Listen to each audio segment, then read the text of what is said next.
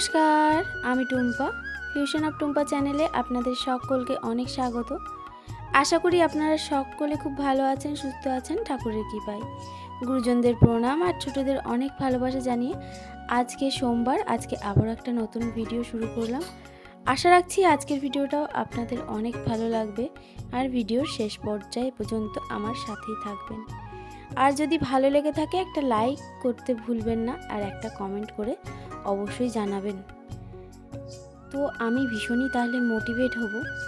তো যাই হোক, সোমবার দিন সকালবেলা ঘুম থেকে উঠেছি 5টার সময়, জানেন তো, যেহেতু আজ হাজব্যান্ড ট্রান্সফারের পর প্রথম অফিসে গেল, তো ও ওঠার আগেই আমাকে উঠতে হয়।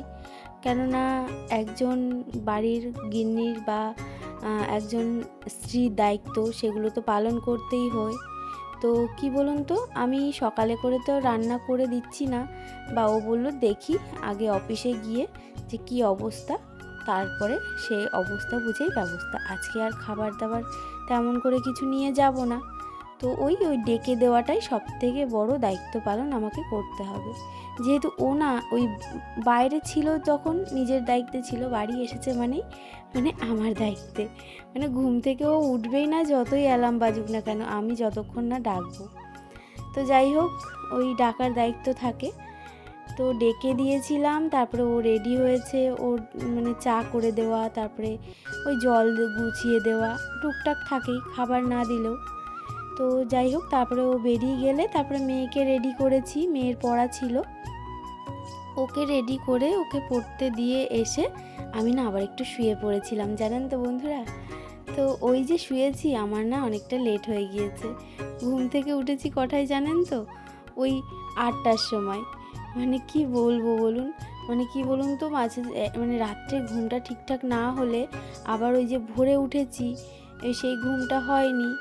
এবার ওই ঘুম পেয়ে গেছে, একটু শুয়েছি, জাস্ট একটু আলসেমি করে এই 10 মিনিট শুই, তারপরে সংসারের সমস্ত কাজকর্মগুলো করব। ওই লেট হয়ে গিয়েছে। জেঠিমা এসে জানেন তো দুবার ফিরেও গেছে, বাসন মাজবে সকালে, রাত্রে যে বাসনগুলো ছিল। তারপরে আমি উঠে যখন বাথরুম থেকে ফ্রেশ হয়ে বেরিয়েছি, তারপরে জেঠিমা ডাকছে, আমাকে বলছে আমি দুবার এসে ফিরে গিয়েছি। আর আমার না তখন খুবই খারাপ লাগছিল। তো যাই হোক, তারপরে জেঠিমা কাজ করলো, আর তারপরে আমি না চা বসিয়ে দিয়েছিলাম। ওই তারপরে আর কি আমরা দুজন মিলে আর কি চা খেলাম, আর জেঠিমা চা খেয়ে চলে গেল। আর তারপরে আমি ওই ভাত বসালাম, মাছ বের করলাম, দুধ বের করলাম, এগুলো আর কি করলাম। আসলে আজকে না একটু পটল আলু দিয়ে চিংড়ি মাছ দিয়ে তরকারি করব আর ভাত করব। আর সকালবেলায় ভাতের সঙ্গে একেবারে আলু আর ডাল সেদ্ধ দিয়েছি, যেটা আলু আর ডালটা একটু মাখা করব, আর ওটা দিয়ে মেয়েদের সকালবেলা ডিম ভাজা দিয়ে খাইয়ে দেব। আর দুপুরের জন্য ওই পটল চিংড়ি করছি। খুব বেশি এই গরমের মধ্যে না বেশি পদ রান্না করব না। আসলে যদি হাজব্যান্ড বাড়ি থাকতো দুপুরবেলা, তাহলে এই এক পদে তো আর হতো না, তো আমাকে 2 পদ অন্তত বানাতেই হতো। 1 পদ না বানালে তো আর হয় না, ছেলে মানুষরা দেখবেন 1 পদে খেতে পারে না। তো সেই কারণে আর আমাদের ওই যেমন তেমন করে কিন্তু আমরা মেয়েরা নুন তেল দিয়ে ভাত মেখেও খেয়ে নিতে পারি, তবে তেমনটা করলে তো আর হয় না, যেহেতু আমার ছোট ছোট দুটো ক্ষুদে সদস্য আছে বাড়িতে, তারাও তো খাবে। তো যাই হোক, এখানে দেখুন আপনাদের সাথে গল্প করতে করতে কিন্তু অনেকগুলো কাজ এগিয়ে নিয়েছি। এদিকে ভাত হয়েও গেছে, ওদিকে পটল আলু কেটে নিয়েছি, হ্যাঁ এগুলো করেছি, ওদিকে ডিম ভাজা করেছি, ওদিকে মাছ ছাড়াচ্ছিলাম, এগুলো আর কি মাছ ছাড়াচ্ছিলাম বলতে মাছটা ঢেলে রেখেছি, একটু জলে ভিজিয়ে রাখবো, ঠান্ডাটা একটু কেটে যেতে লাগবে। ততক্ষণে এক কাজ করি, মেয়েদেরকে একটু খাইয়ে আসি। আসলে সংসারের সমস্ত কাজের মধ্যে এই কাজটাও কিন্তু আমার সবথেকে গুরুত্বপূর্ণ কাজ, যে ওদের টাইম মতন খাওয়ানো। আর এখন যেহেতু গরমের ছুটি পড়েছে, তো ওদের তো ঘুমের কোনো মানে আমার ছোটো মেয়ের বিশেষ করে ঘুম মানে ওকে যেন ঘুম থেকে তোলাই যায় না, এরকম একটা ব্যাপার, যেহেতু একটু ওর শরীরটা দুর্বল, তো সেই কারণেই। আর ও যেহেতু কিছু ওষুধ খাচ্ছে, আর এসব ভিটামিন জাতীয় ওষুধ খেলে দেখবে একটু ঘুমটা বেশিই হয়। তো যাই হোক, ওদেরকে এই যে ডাল ঘি আলু সেদ্ধ দিয়ে ডিম ভাজা দিয়ে ভাত খাইয়ে দিচ্ছি। ডিমটা জানেন তো সেদ্ধ করলে ভালো হতো, তবে সেদ্ধ আর করিনি, ডিমটা দুটো না ফেটে গেছিলো, একটু চির খেয়ে গেছিলো, তো ভাবলাম আর সেদ্ধ দিলাম না, ওটাকে আর কি করলাম, ভেজেই নিলাম। তো তো ওরা ডিম ভাজাটা বেশি ভালো খায়, তবে ডিম ভাজার থেকে সেদ্ধ খাওয়ানোটাই বেশি ভালো। তো যাই হোক ওদেরকে খাইয়ে দিয়েছি আর বললাম তোরা একটু লেখাপড়া করে নে। তবে ওই যে ওরা তো মানে কি বলবো, ওদের সামনে যদি হাঁ করে তাকিয়েও থাকি না, তাও কিন্তু লেখাপড়া ওরা করবে না, এরকমই দুষ্টু। মানে কি বলবো, মানে ওদের পড়াশুনো করাতে গেলে আমার জন্য কান্না পেয়ে যায়, এমনটা হয়। আচ্ছা, আপনাদের সাথেও কি এরকমটা হয়? তো আপনাদের যাদের বাড়ি বাচ্চা আছে তারা কি এরকম করে? অবশ্যই কিন্তু আমাকে কমেন্টে জানাবেন। আর সব বাচ্চারা এরকম কি না, তবে আমি জানি কিছু কিছু বাচ্চারা এরকম হয়, আবার অনেক বাচ্চারাই কিন্তু খুব ভালো সুন্দর সব মানে মায়েদের বা মা বাবার কথা শোনে। কিন্তু আমার 2 মেয়েই খুবই দুষ্টু, আর বড় মনা ভীষণই অবাধ্য, শুনতেই চায় না কথা। আসলে এগুলো হচ্ছে বাড়ির বড়দের আদরের ফল। যেহেতু প্রথম দেখবে বাড়িতে বাচ্চা হলে সেই বাচ্চাটা একটু অবাধ্য হয়েই যায়। আসলে মা যখন বকে পাশের থেকে, যখন ওই মাকেই উল্টে বকা হয়, তখন সে বাচ্চাটা যখন শোনে, সে বাচ্চাটার উপরে কিন্তু অনেকটাই মানে বলতে পারবো প্রভাব ফেলে। তখন ভাবে যে এই তো আমাকে বকছে, আর আমাকে বকলেই যখন মাকে বকা খেতে হয়, তাহলে তো এটা বেশ ভালো। তো এইভাবেই কিন্তু একটা বাচ্চা অবাধ্য হয়ে যায়। তো যাই হোক, এটা আমি কারোর দোষ দেব না, এটা আমারই দোষ। যাই হোক, একটা মায়েরই দোষ।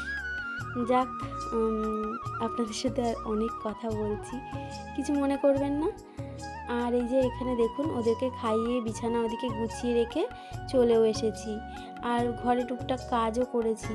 হ্যাঁ ঠিক আছে, এইসব কাজকর্ম তো থাকতেই, মানে সংসারে হাজারো একটা কাজ, কোনটা ছেড়ে যে কোনটা দেখাবো মাঝে যে ভেবেই পাই না, আর সেই ভেবেই কিন্তু অনেক সময় ভিডিও করাও হয় না।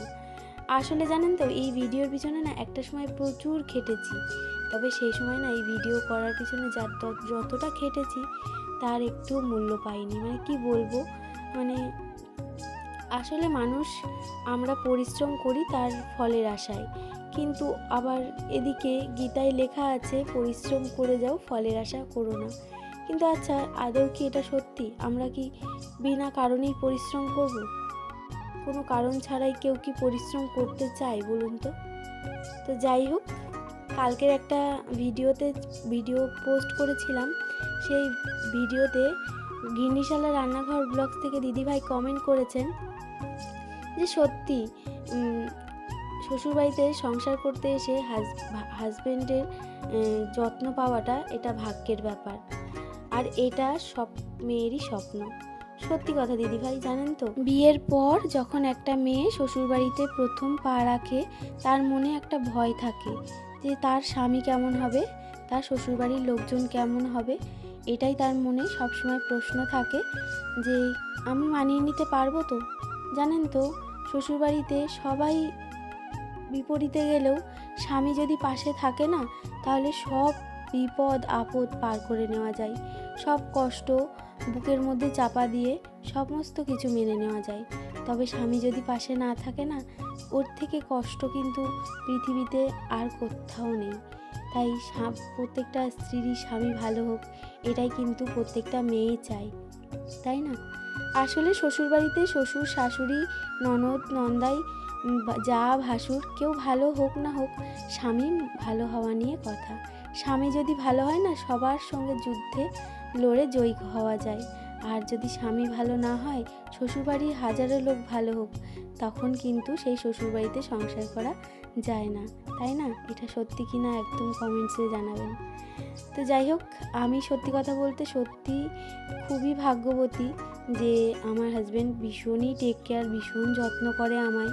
এদিক থেকে আমি সত্যি ভীষণ লাকি, আমি একজন ভীষণ সাপোর্টিভ হাজব্যান্ড পেয়েছি। আর সত্যি কথা বলতে সাপোর্টিভ হাজব্যান্ড পেয়েছি শুধু ওর দিক থেকে নয়, আমিও কিন্তু যথেষ্ট এফোর্টস দিই ওর পিছনে। আসলে ভালোবাসাটা দুদিক থেকেই হওয়া চাই, একজন ভালোবেসে যাবে আর একজন ভালোবাসা শুধু নিয়েই যাবে, এটা করলে তো হয় না, তাই না? বিয়ের পরে কিন্তু হাজারো একটা ঝামেলা, অশান্তি, ঝগড়াঝাটি, মনোমালিন্য অনেক কিছুই হয়, তারপরেও সেগুলোকে মানিয়ে নিয়ে সংসার করতে পারলেই তুমি জয়ী, তাই না? জানি না, আমি হয়তো অনেক জ্ঞান দিয়ে ফেলছি। আসলে 12 বছরে একটু হলেও তো অভিজ্ঞতা হয়েছে সংসার করতে করতে, তাই না? অনেক ঝামেলা, অশান্তি, অনেক কষ্ট, অনেক স্ট্রাগল পার করে এসেছি। আর সেইটুকুনি পার করে এসেছি বলেই হয়তো এইটুকুনি বলতে পারছি। আসলে শ্বশুরবাড়িতে সংসার করতে এসেই তো আর সব কিছু একবারে পেয়ে যাইনি। শ্বশুরবাড়িতে সংসার করেছি, একটু একটু করে সমস্ত কিছু পেয়েছি, একটু একটু করে সব কিছু আর কি নিজে হাতে হাতে করে গুছিয়েছি, তাই বলতে পারেন এতটা অভিজ্ঞতা হয়েছে।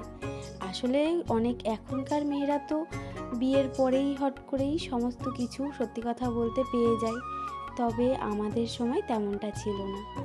আমাদের সময় আমরা যখন বিয়ে করে আমরা শ্বশুরবাড়িতে এসেছি, আমরা বলতে পারেন অনেকটাই কষ্ট করেছি।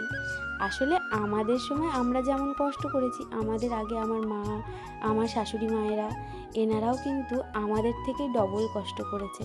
তবে মা আর শাশুড়ি মায়ের মধ্যে কিন্তু একটা পার্থক্য আছে। মা বলে আমি যতটা কষ্ট করেছি আমার মেয়ে বা আমার ছেলে যেন এত কষ্ট না হয়। আর শাশুড়ি মারা বলেন কি জানেন তো, শাশুড়ি মারা বলেন আমরা কষ্ট করতে পেরেছি, আমাদের বৌমারা কষ্ট করতে পারবে না, এরকমটাই আর কি ওনাদের বিচার। তো যাই হোক, মা আর শাশুড়ি মায়ের মধ্যে এইটুকুনি পার্থক্য, এছাড়া কিন্তু কিছুই নয়। আসলে মায়েরা চিন্তা করে মেয়ের কষ্ট হবে, আর শাশুড়ি মায়েরা চিন্তা করে কিসের কষ্ট, আমরা কষ্ট করতে পেরেছি, তাহলে আবার বৌমাদের কেন কষ্ট হবে, তারাও ঠিক আমার মতন করে করতে পারবে। তারা না সেই জেনারেশনের সঙ্গে না ঠিক খাপ খাইয়ে নিতে পারে না, এই কারণেই দেখবেন সংসারে অশান্তি, ঝামেলা, ঝগড়াঝাটি হয়ে থাকে। তো যাই হোক, এখানে আপনাদের সাথে গল্প করতে করতে না আমার এদিকে রান্না হয়ে গেছে। রান্নাঘরে সমস্ত মানে যেগুলো আর কি ইউজ করি রেগুলার আর কি, সেগুলো একটু মুছে টুছে পরিষ্কার করে রাখলাম। আসলে যত্ন না করলে তো যে কোনো জিনিসই খারাপ হয়ে যায়, তাই না? সেটা দামি বলো বা কম দামি। তো আমার কাছে কিন্তু যেটা 1 টাকা দামের জিনিস সেটাও আমার কাছে খুব দামি বা যত্নে রাখি, আর যেটা অনেক দামি সেটাকেও সুন্দর করে যত্নে রাখি। তো যাই হোক, তার মধ্যে না আমি একটু স্কিন কেয়ারও আজকে করলাম। আমি জানেন তো খুব একটা ওই যে প্রোডাক্ট কিনে স্কিন কেয়ার করি না। আসলে দেখতে তো আর অত সুন্দরী নই, আর সত্যি কথা বলতে হ্যাঁ, কনফিডেন্ট আমি অবশ্যই। দেখতে সুন্দর হই বা না হই, সংসারটাকে কিন্তু সুন্দর করে সাজাতে আমি ভীষণ ভালোবাসি। তাই কি বলতে পারেন, আমি সংসারটাকে নিজে হাতে একটু একটু করে সাজাচ্ছি। ধীরে ধীরে আরও সুন্দর করে সাজাবো, আর সেই সাজাবো আর আপনাদেরকে সাথে সাক্ষীও রাখবো। আগে দুটো চ্যানেল আমার ছিল, জানেন তো, আমার চ্যানেল ছিল দুটো চ্যানেল। তবে নিজেরই দুর্ভাগ্য বলুন বা যাই বলুন না কেন, সেই দুটো চ্যানেলই আমার হাত থেকে চলে গেছে। আবারও নতুন করে শুরু করেছি, তাও মাঝপথে অনেক বাধা বিপত্তি এসেছে। তবে বাধা আসুক আর বিপত্তি আসুক, যাই আসুক না কেন, এবার আর আমি সরছি না। অনেক শরীর খারাপ গেছে, অনেকটা মানসিক যন্ত্রণা ভোগ করেছি, মা চলে গেছে, শ্বশুরমশাইও চলে গেছে, আমার বলতে পারেন দুটো বন্ধু চলে গেছে। মা আমার বন্ধু ছিল, আমার শ্বশুরমশাইও আমাকে ভীষণ ভালোবাসতেন, ভীষণ ভালো বন্ধু ছিল। সত্যি কথা বলতে সারাদিনে গল্প করার ওই একজন মানুষ ছিল। তো যাই হোক, অনেকটা কষ্ট পেয়েছি জানেন তো। তো কাউকে তো বলে বোঝাতে পারবো না, বেশি বলতে গেলে সবাই বলবে হয়তো অভিনয় করছি, হয়তো বা নাটক করছি।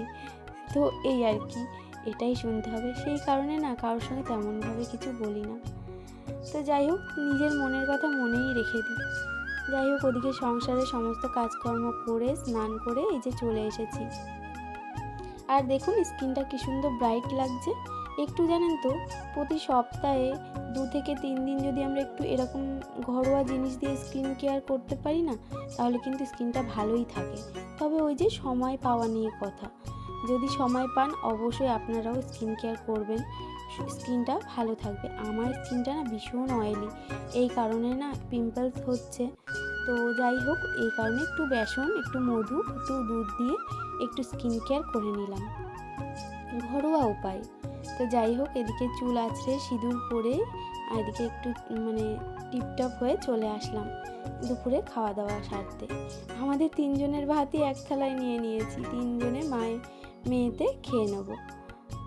তারপরে একটু রেস্ট নেব, আর রেস্ট নিয়েই ছাদে চলে এসেছি। আসলে আজ দুপুরবেলায় না মেশিনটা চালিয়ে দিয়েছিলাম, জানেন তো কি বলুন তো, অনেকটা জামা কাপড় তো, এবার এগুলো না রোদে মেললে, এই গরমে রোদে মানে রঙগুলো জ্বলে যাবে। তো সিঁড়িতে আমার এই যে 3-4টে দড়ি টানানো আছে। তো আমি কি করি, মানে প্রায় কি মেশিনে কাচি, তো মেশিনে একদম প্রায় শুকিয়ে আসে। তো এরকম মেলে দিলেই টিনের গরমে আর হাওয়ায় না শুকিয়ে যায় সুন্দর। সেই জন্যই না রোদে দেওয়ার চিন্তাভাবনা খুব একটা এখন আর করি না, বড় বড় জিনিস ছাড়া। তো যাই হোক, বিকেলবেলা দেখুন চাঁদ দেখলেন তো চাঁদ দেখলেন, আর গাছে প্রচুর আম। যাই হোক, এদিকে চলে এসেছি গাছে জল দিতে। এদিকে জল ভরতে দিয়ে এদিকে দেখুন আপনাদেরকে দেখাচ্ছি, আমাদের গাছে বেগুন হয়েছে। তবে জানেন তো বেশি বড় হচ্ছে না। কি করলে যে বেগুনগুলো একটু বড় হবে, আর পাতায় পোকায় না খেয়ে নিচ্ছে দেখুন পাতাগুলো। তো যাই হোক, আপনাদের যদি জানা থাকে কি দিলে কি হয়, ঘরোয়া কোনো উপায় যদি থাকে অবশ্যই কমেন্টসের মাধ্যমে জানাবেন। আর এদিকে দেখুন পুঁই শাক হচ্ছে। এগুলো না কোথার থেকে হলো, কিভাবে হলো বুঝতেই পারলাম না। তো যাই হোক, হচ্ছে যখন ভালোই হচ্ছে। এদিকে লঙ্কা গাছ, এদিকে কয়েকটা ফুল গাছ লাগিয়েছি। জানি না কবে বড় হবে, কবে ফুল দেবে, তবে সেই আশায় কিন্তু বসে আছি ভীষণভাবে। আর গাছে ফুল হবে আর সেটা দেখবো, সেটা কিন্তু খুব ভাগ্যের ব্যাপার, আর খুব ভীষণ ভালো লাগার ব্যাপার, তাই না? এটা বলতে পারেন মানে একটা অদ্ভুত ভালোবাসা। তো যাই হোক বন্ধুরা, আজকের ভিডিওটা কেমন লাগলো অবশ্যই কমেন্টসের মাধ্যমে জানাবেন, কিন্তু লাইক করতে ভুলবেন না। একটা লাইক, একটা কমেন্ট কিন্তু আমাকে অনেকটা মোটিভেট করে নতুন নতুন ভিডিও বানানোর জন্য। আর ভবিষ্যতেও আরও সুন্দর সুন্দর ভিডিও দেওয়ার চেষ্টা করব। তবে চলুন আজ এখানেই জানাই টাটা।